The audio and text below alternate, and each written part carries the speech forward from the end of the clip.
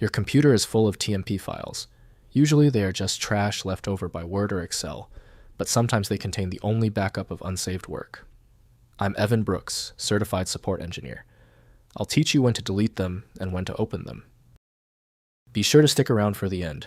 I'll introduce the single most powerful TMP inspection tool that can address this entire problem, along with virtually every other file type you encounter. The TMP file type is classified under the temporary file category. It is composed of blocks of data compliant with general temporary file. The TMP file is a temporary system file created by an application, like Internet Explorer, or the operating system itself to hold data while a permanent file is being created or modified. It is not a permanent document and is usually deleted automatically after the primary operation is finished. Developed by Microsoft, the format follows simple storage rules. The file's design is purely transient. It serves as a workspace or buffer.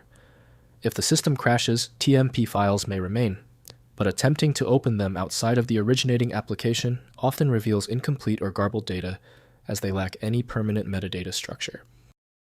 This TMP file is handled by the industry standard tool Internet Explorer from Microsoft Corporation. Only a dedicated viewing tool can accurately confirm the integrity of the file's content. Windows may not eliminate temp files promptly, causing them to accumulate. We are testing every application for file recognition. Right-click your TMP file and choose Open With. Test Internet Explorer first. If it fails, select another application. The right reader is in there somewhere.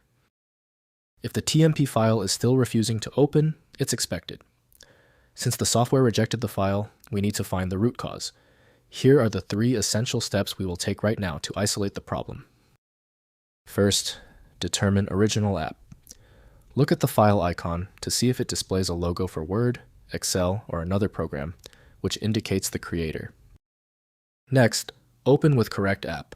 Right-click the file, select Open With, and choose the corresponding application, e.g. Microsoft Word, to open it. Finally, clear temp folder.